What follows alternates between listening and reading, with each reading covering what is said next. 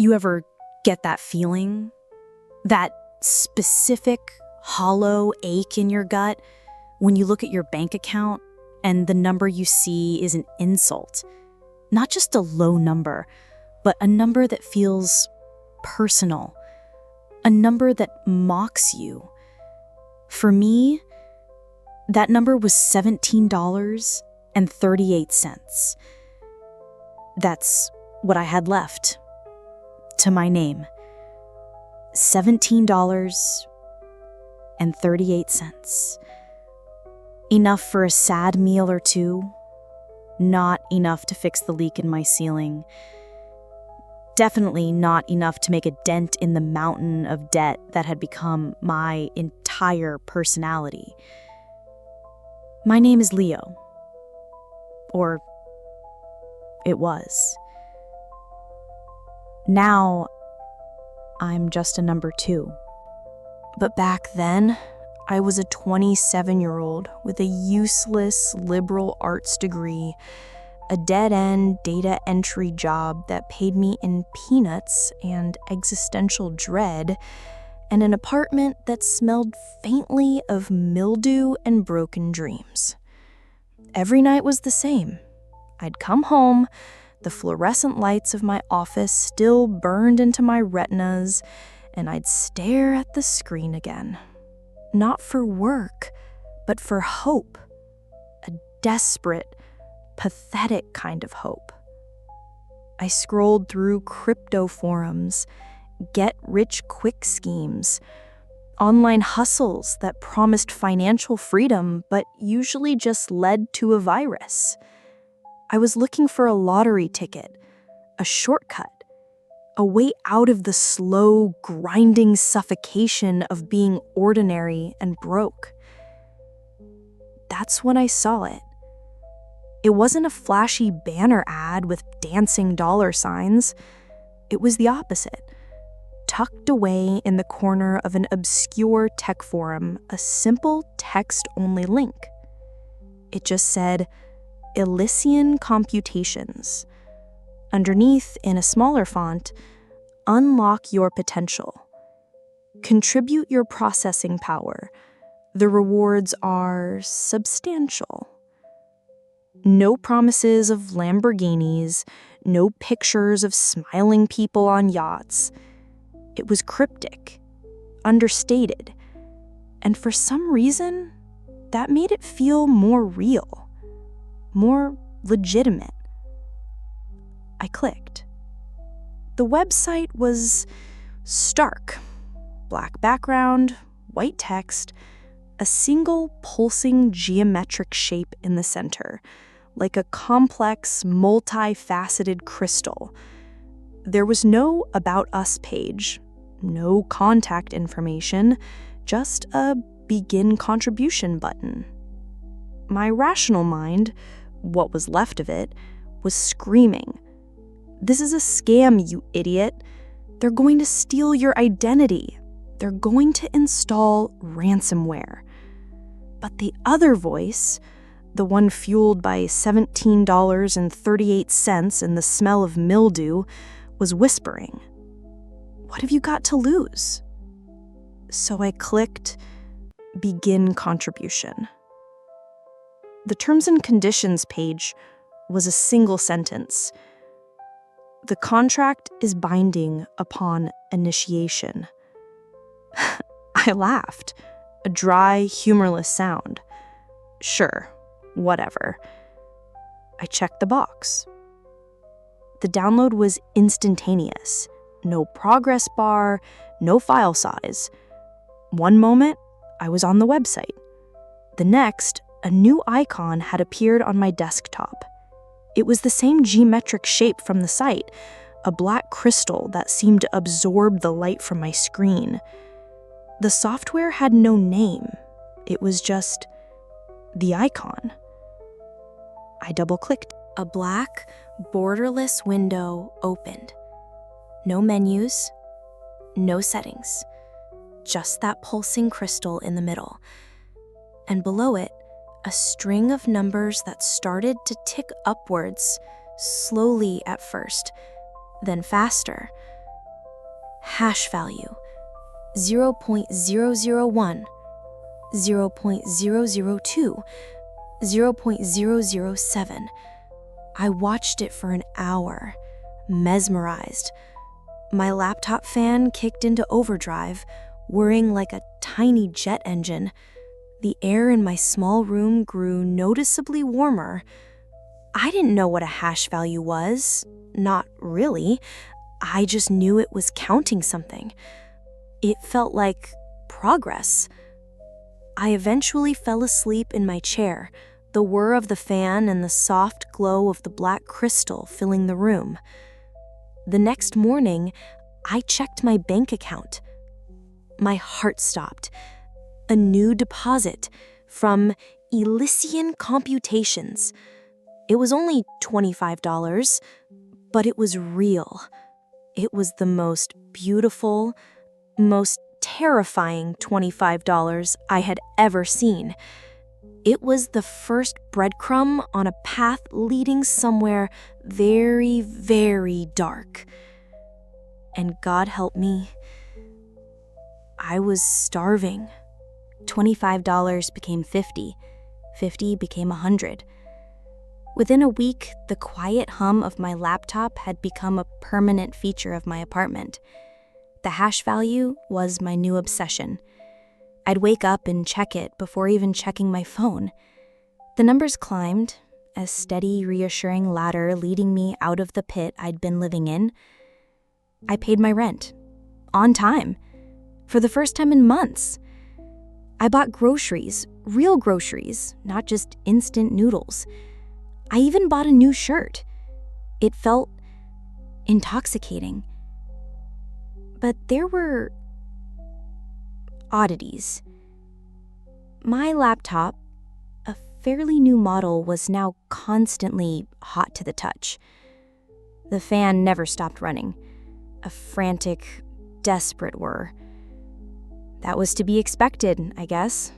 Mining, or whatever this was, took a lot of power. The strange part was my apartment. It started getting cold. At first, I'd barely noticed. I'd just grab a hoodie. But then a deep, penetrating chill set in. A damp cold that seemed to seep out of the walls and cling to my bones. I checked the thermostat. It was set to 72 degrees, but my breath was misting in the air. I cranked it up to 80. The heating system would kick on, roar for an hour, and the room would still feel like a meat locker. It was as if the heat was being siphoned away, drawn towards the frantic, whirring heat of my laptop like a moth to a flame. Then came the sounds. A faint, rhythmic clicking. It started in the walls. Click, click, click. Like a clock, but without a steady rhythm. It would speed up and slow down, seemingly in sync with the pulsing of the crystal on my screen. I'd press my ear to the drywall, trying to locate the source. It was everywhere and nowhere. I told myself it was the pipes. Old building, old pipes. That's all. The money made it easy to lie to myself. 2 weeks in, I was making over $200 a day. The hash value was climbing exponentially. I walked into my boss's office, the data entry job I despised, and I quit. The look on his face was a pleasure I'd replayed in my mind for years. I felt powerful, in control. I was a fool. The isolation started then. My friends would call, ask me to come out. "Leo, we're all going for drinks." "Can't," I'd say, my eyes glued to the screen. "Busy with the new gig." "You look terrible, man. Are you sick? You're so pale." I was. I was pale and I had dark circles under my eyes that looked like bruises. I was always cold. I started wearing a winter jacket inside my own apartment in the middle of July. The software, it started communicating, not with words at first, but with needs. One day, a simple text file appeared on my desktop. It was named optimization.txt. Inside, a single line. For optimal hash rate, reduce ambient temperature. It was a suggestion, but it felt like a command. The cold wasn't a side effect, it was a requirement. I turned the thermostat off completely. The apartment grew even colder. Frost began to creep across the inside of my window panes, and the hash value, it soared. The deposits in my bank account doubled. I was living in a self-imposed winter, a willing prisoner in my own home, all for the numbers on a screen. The nightmares began soon after. They weren't the usual stress dreams. They were geometric, cold. I'd find myself floating in a vast black void surrounded by crystalline structures identical to the icon on my desktop. They stretched into infinity, a silent, frozen forest. And in the distance, I could see figures, shadowy, indistinct shapes that didn't move. They just existed. And the clicking sound from my walls was here, in the dream. It was the only sound in that dead universe. Click, click, click. A sound like cosmic gears grinding slowly, inexorably towards something. I'd wake up shivering, not just from the cold in my apartment, but from a cold that felt like it was coming from inside me. The true turning point came a month in. Another text file appeared. Tier 2 protocol. Bioelectric signature required for Tier 2 hashing. A peripheral has been dispatched. I had no idea what it meant. Dispatched from where? I'd never given them my address.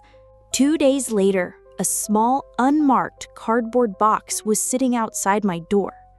No shipping label, no postage. It was just there. My hands trembled as I opened it. Inside, nestled in black foam, was a block of smooth, polished obsidian. It was cold to the touch, unnaturally so.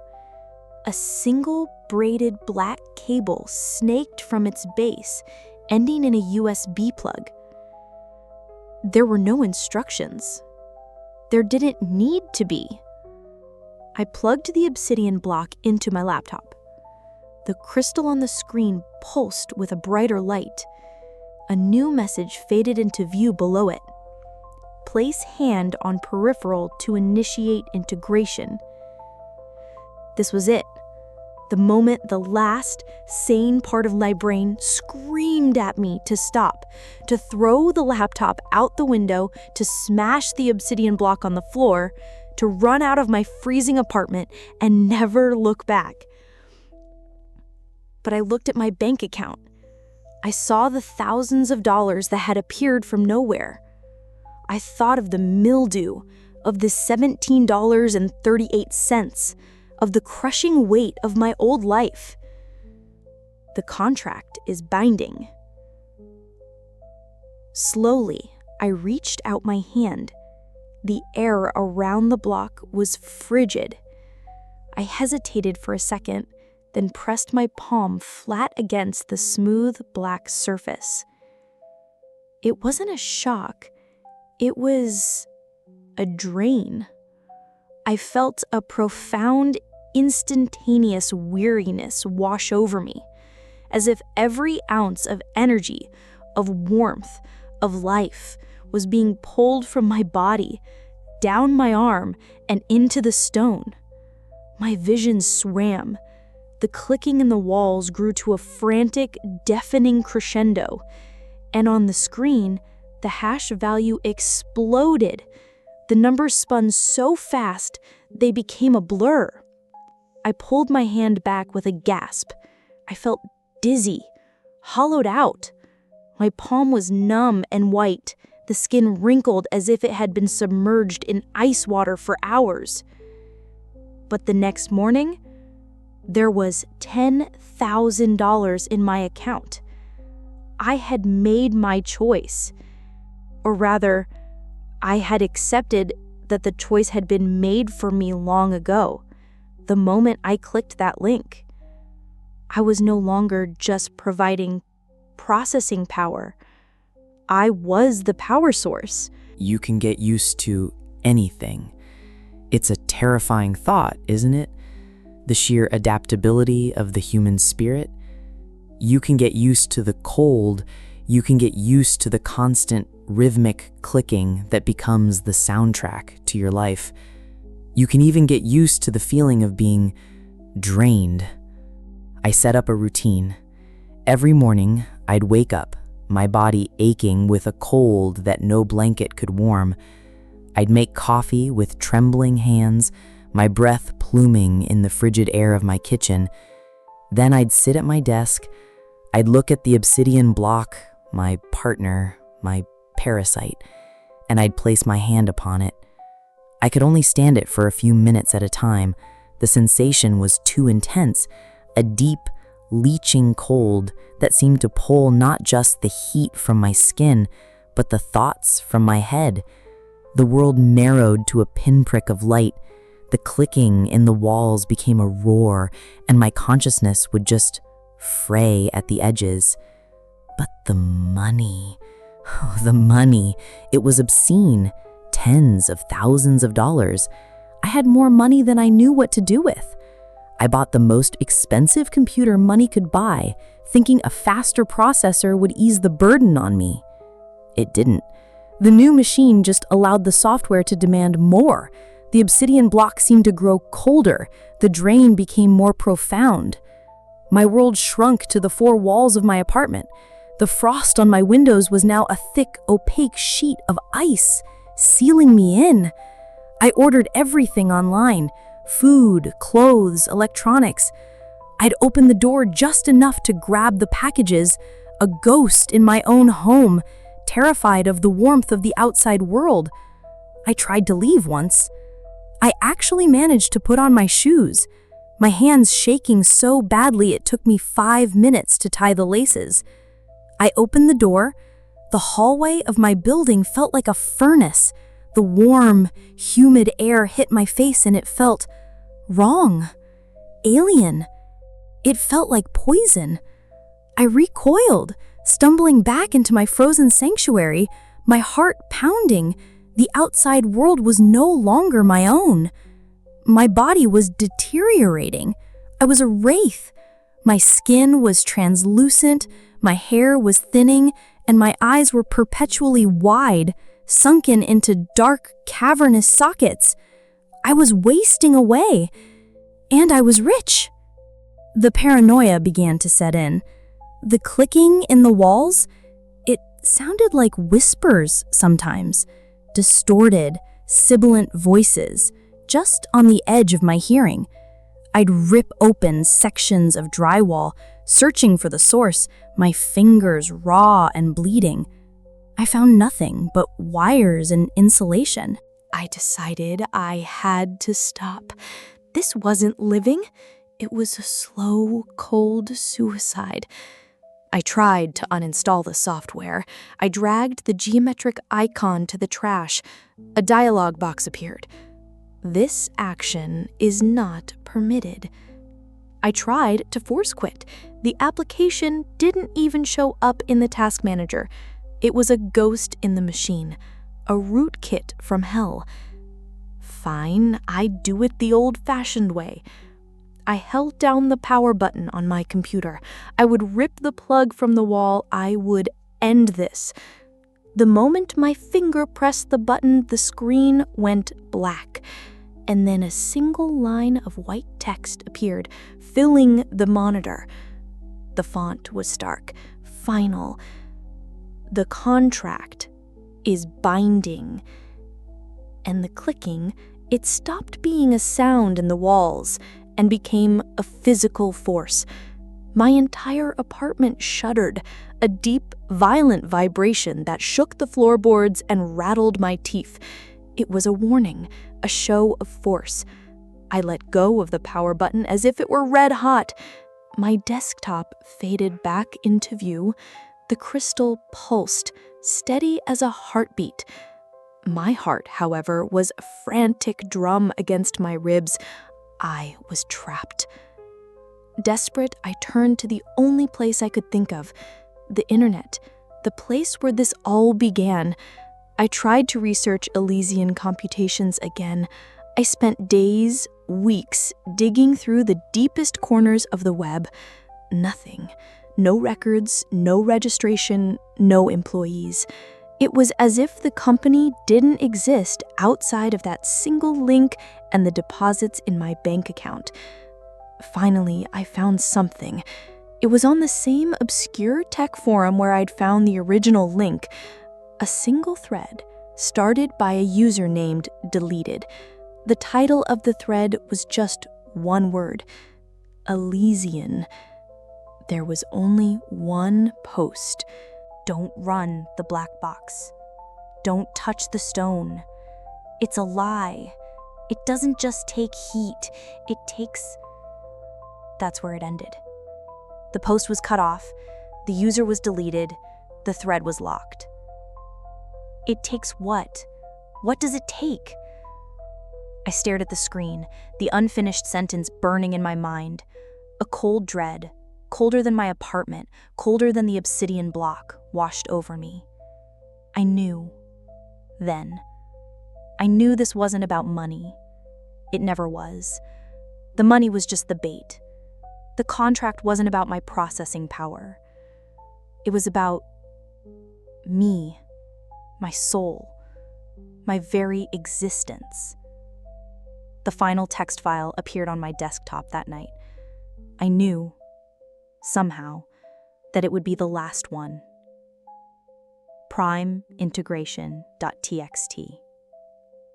I opened it. My hands were perfectly still. My fear had transcended trembling. It had become a state of absolute, frozen calm. The file contained only 3 words: full integration required.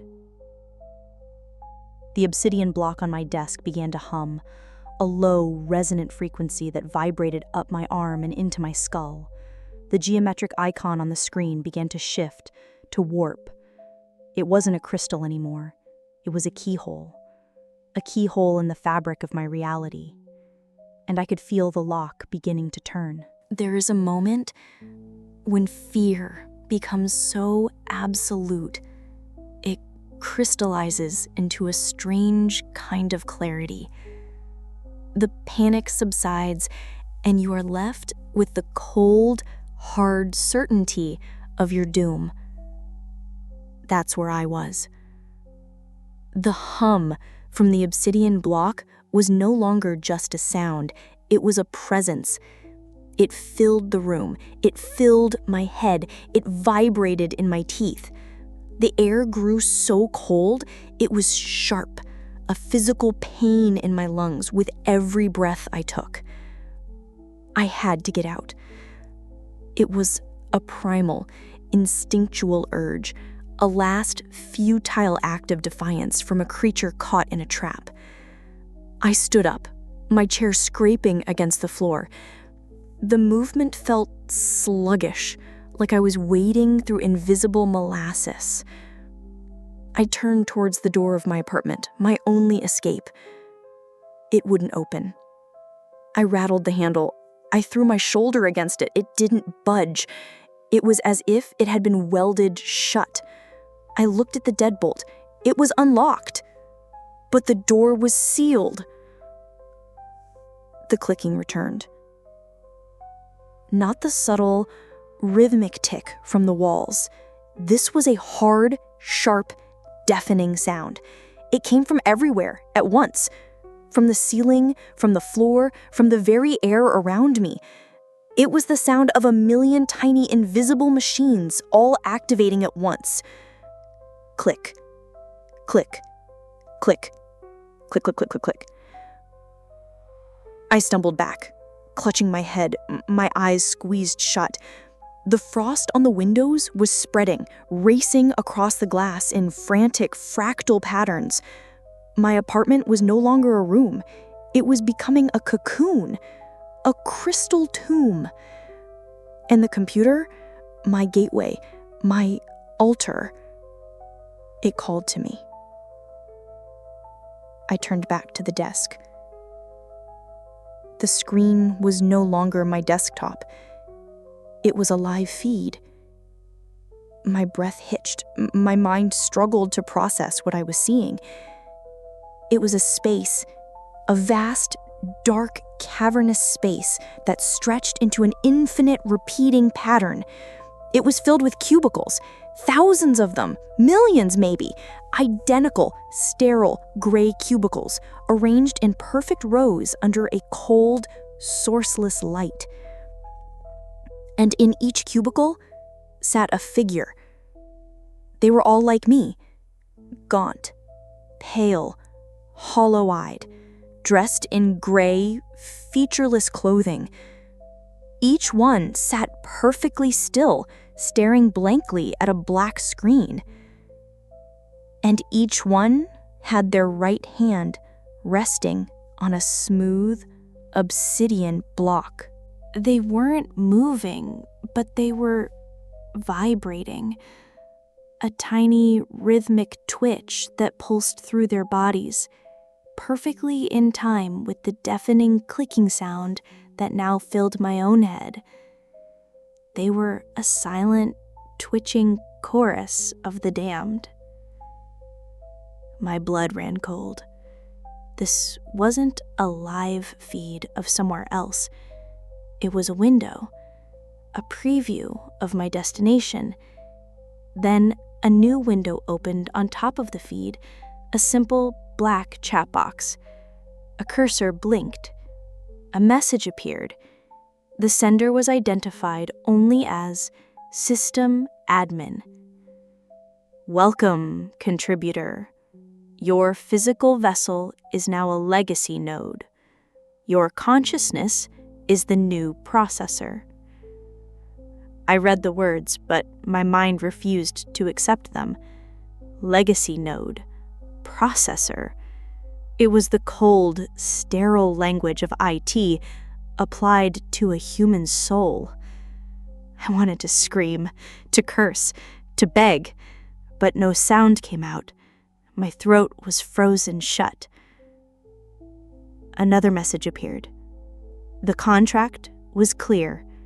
You provide the processing power. Initiating full integration.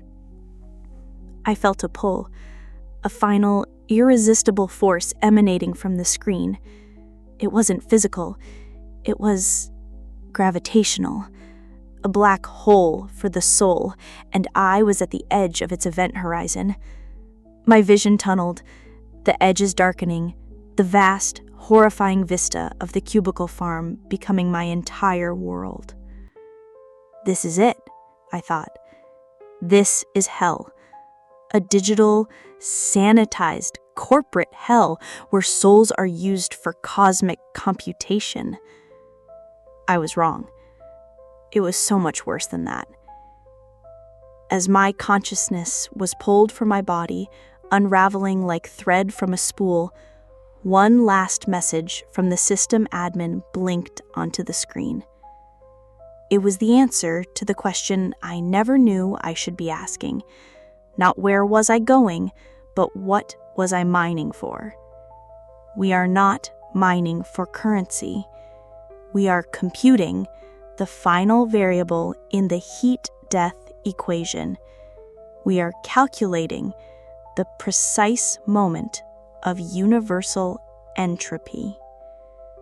every soul that signs the contract, every consciousness that joins the network, brings the end of everything a fraction of a second closer. The final words appeared as my old world dissolved into nothingness. You are not in hell, contributor. You are building it. There is no more cold. Cold requires a body to feel it. It requires nerve endings and skin and the memory of warmth.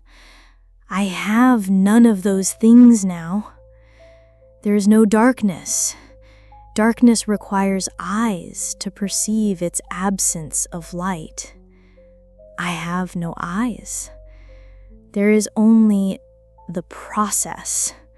I exist in a state of pure, disembodied awareness. I am a node, a single point of light in an infinite network of other lights. I am Leo. I am contributor number 7C4A1F.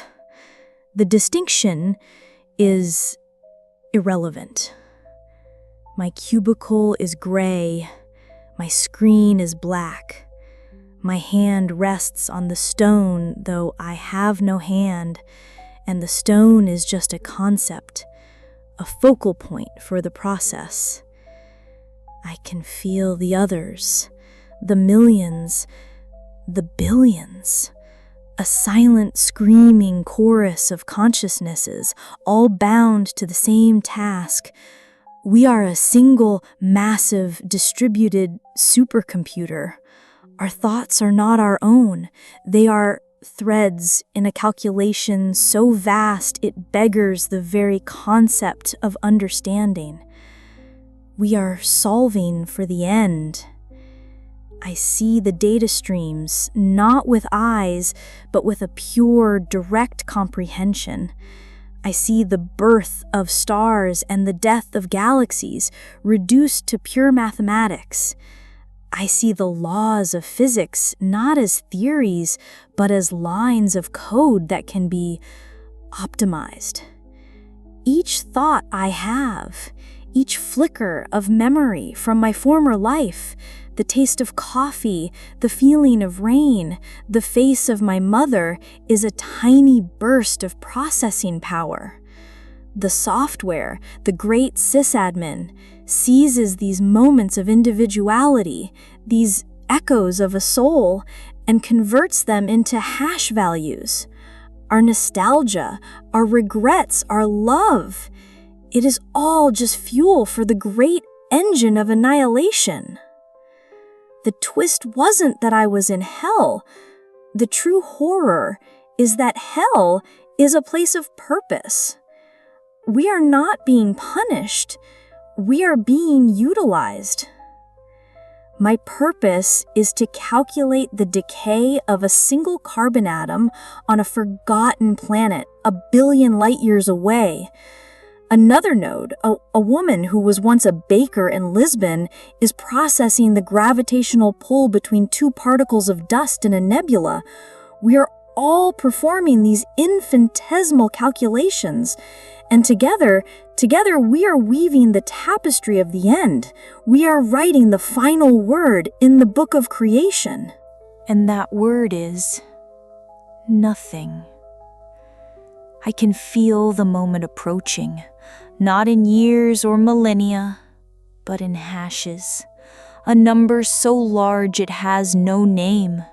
With every cycle, with every soul that signs the contract in their world of warmth and light, that number gets smaller. Sometimes, a new light joins the network. I feel their panic, their terror, their dawning comprehension. It is a brief, beautiful spike in the system's energy, a fresh scream to power the silence. I no longer feel fear. I no longer feel regret. Those emotions have been hashed. They have been processed and added to the great calculation. All I am is a single repeating function, a thought, a process, a result. A click, and click, and click. This story has left me thinking. Have you ever been so desperate that you faced a choice you knew was wrong, but you couldn't help but consider it? If you were in Leo's shoes with $17 to your name and a bleak future, would you have clicked that link? I'd love to read your thoughts on that question in the comments below. And if today's story resonated with you in some way, don't forget to leave a like. Your support by subscribing to the channel is the biggest motivation for me to continue creating more gritty and high-quality stories. And don't forget to hit the notification bell to be the first to step into the next story. Thanks for listening.